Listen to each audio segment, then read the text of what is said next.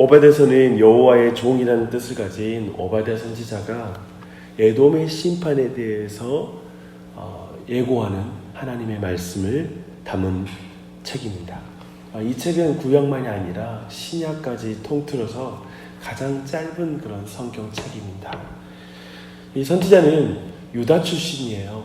그러면서 이제 예루살렘이 함락된 후부터 이제 에돔이 바벨론에게 멸망하기까지 그 기간에 아마도 이 책을 썼을 것이다. 하나님의 예언을 받아서 계시를 받아서 이 책을 기록했을 것이라고 추정됩니다. 우리는 에돔이 이스라엘의 조상인 야곱의 형인 에서의 후손이라는 것을 알고 있습니다. 그리고 이제 이스라엘의 남쪽 지역에 위치한 곳에 그들이 거주하였던 이웃으로 또한 생각할 수 있습니다. 오베데의 예언은 이제 첫 말씀을 보면 하나님의 사자가 열국을 동원하여 에돔을 심판하라는 메시지로 시작합니다. 왜 에돔이 심판의 대상이 되었을까요? 그 첫 번째가 그들의 교만 때문에 그렇습니다. 에돔 땅은 실제로 동굴과 바위를 깎아 만든 그런 곳에 그들의 거주지가 있었습니다. 바위지대가 바로 그들의 거주지였습니다. 그들은 이런 천의 그런 요소 때문에, 덕택으로 자기들을 침략할 나라가 없다, 자기들을 땅으로 떨어뜨릴 나라가 없다라고 이렇게 생각을 했습니다. 어떤 조건, 환경, 그것으로 교만해진 사람들입니다. 그래서 3절을 보니까요, 그들의 마음도 교만해졌어요. 마음을 높은 것에 두는 것입니다. 근데 그들이 생각하지 못하는 분이 계시니 그것은 자신들 위에 계신, 하늘 위에 계신 하나님을 그들의 염두에 두지 않았습니다. 하나님께서 그들을 그래서 끌어내리십니다. 하나님의 심판의 모습을 5절, 6절 자세하게 말하고 있는데요. 이제 심판의 모습은 도무지 하나도 남지 않는 정도로 철저하게 그들을 심판하는 것입니다. 포도를 수확하는 자도 남김없이 다 수확하지 않으며 도적도 어떻게 이렇게 다 가져갈 수 없을 만큼 하나님은 철저하게 에돔을 심판하시겠다라고 말씀하고 있습니다.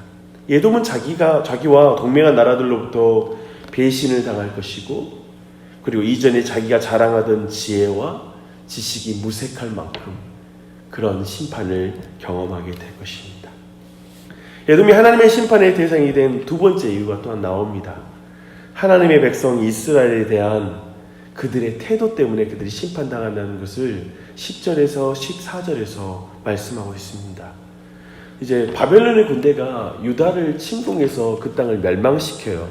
그때 에돔이 취한 태도는 뭐냐면 그들의 형제를 긍휼히 여기지 않는 것이었습니다. 오히려 포악하게 그 난민들을 살해하는 일들이 벌어지고요. 그리고 바벨론에게 그들을 데리고 가는 그런 일들이 벌어집니다. 그래서 하나님께서 심판하시겠다라고 말씀하십니다.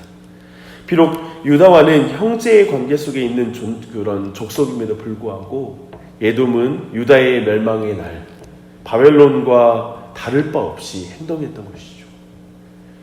이렇게 14절까지 에돔에 대한 심판에 대한 말씀이 이어지고 있습니다.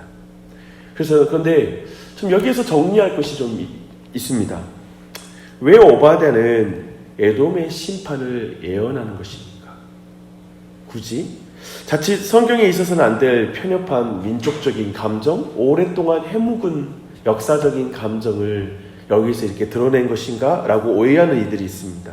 그러나 오바댜 선지자가 에돔의 심판을 예언하는 것은 근본적으로 아브라함 언약 때문에 그렇습니다. 너를 저주하는 자를 내가 저주하겠다. 너에게 복을 비는 자들, 너에게 복을 발견하는 자들에게 내가 복을 주겠다 했던 아브라함의 언약을 기초해서 지금 에돔 땅을 하나님께서 저주하시는 것입니다. 유다가 바벨론에게 멸망을 당할 때 도리어 그것을 기뻐하고 그 정세를 어떻게 하면 자기들에게 유익한 방향으로 돌릴 것인가, 이런 식으로 이 모든 것에 태도를 취했던 것입니다. 그렇게 에돔은 하나님께서 눈동자와 같이 여겼던 유다를 그들 스스로가 저주함으로 말미암아 결국 하나님께 저주를 받은 것이었다라고 이해할 수 있을 것입니다. 그렇다면 에돔만 그런 죄를 범한 것일까요? 에돔만이 교회를 향해 그런 태도를 갖습니까? 그렇지 않죠. 에돔만 그렇다면 왜 에돔만 콕 찍어서 이렇게 말을 할까 싶은 생각이 드는데요. 15절에서 전환이 일어납니다. 에돔은 만국을 향한, 즉 교만한 열방을 향한 하나님의 경고의 말씀이기도 합니다. 이제 이 모든 일에 대하여 하나님의 심판의 날이 올 것이라고, 열방을 향해 올 것이라고 15절 16절에서 말하고 있습니다. 그날은 에돔만이 아니라 만국이 심판받게 될 것입니다. 그러나 이날의 유다는 오히려 구원을 얻게 될 것이라는 것이 17절부터 21절까지의 말씀입니다. 야곱과 요셉의 족속은 불과 불꽃이 되고, 그리고 다른 모든 족속, 저 에서의 족속, 저 에돔은 초계와 같이 될 것이다 라고 말하고 있습니다. 결국 하나님의 나라는 영원히 회복되고 에돔은 하나님의 통치에 복종하게 될 것이다 라는 말씀으로 오바댜의 말씀이 마무리가 됩니다. 오바댜서는 역사의 소용돌이 속에서 하나님께서는 자신의 백성을 여전히 통치하고 있다, 하나님의 나라를 여전히 세우고 있다라는 걸 계속 피력하고 있습니다. 특별히 지금 이 편지를 받는 사람은 지금 포로로 끌려가 있고 완전히 깨어진 유다 족속을 생각해야 돼요.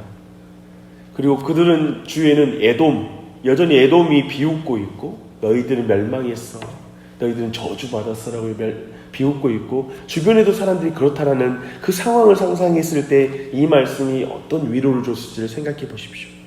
역사 속에서 우리는 하나님의 백성이 무너지는 것과 같은 상황을 경험할 때가 있습니다.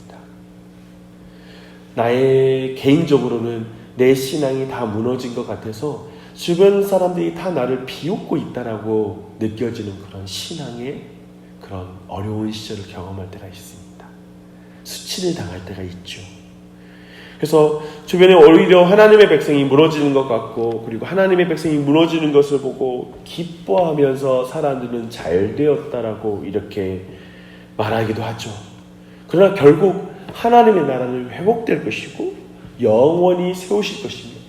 비웃던 자들은 하나님의 심판을 면할 수 없다라는 메시지를 하나님이 주시는 것입니다.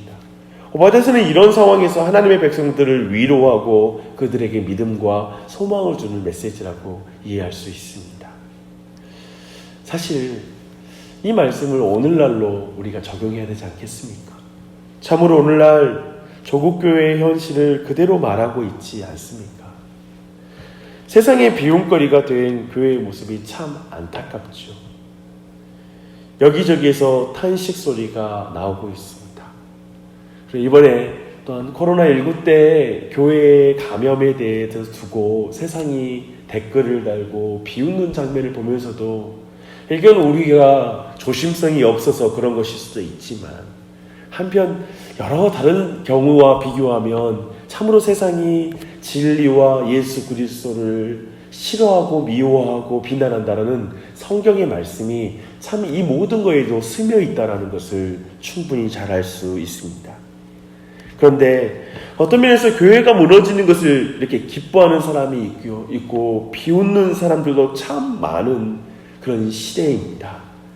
교회 지도자들의 실패, 교회의 실패를 조롱하는 이들도 굉장히 많습니다.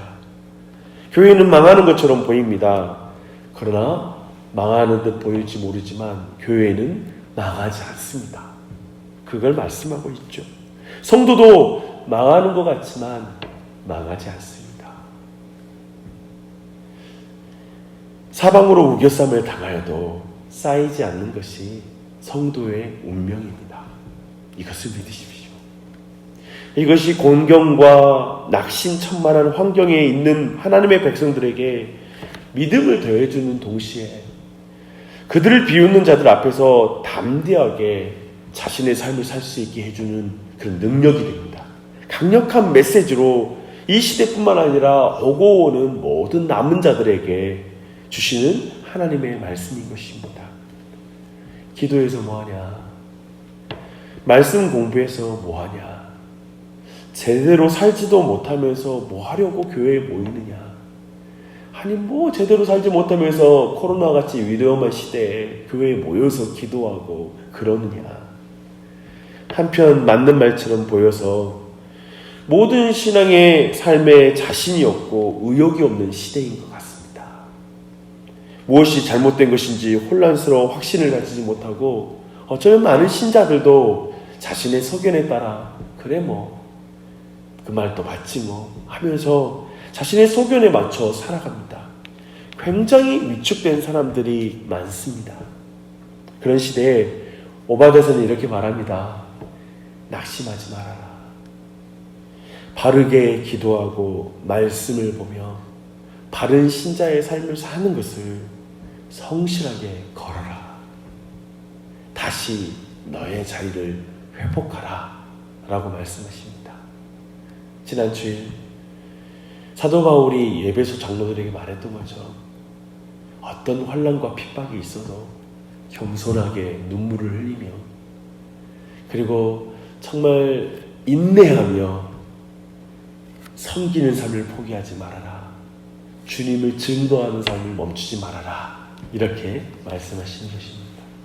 이 아침에도 기도할 때 다시 한번 열방을 통치하시고 다스리시니까 하나님 의지하여 기도할 때 그 은혜가 우리 모두에게 넘치길 바랍니다. 기도하시겠습니다.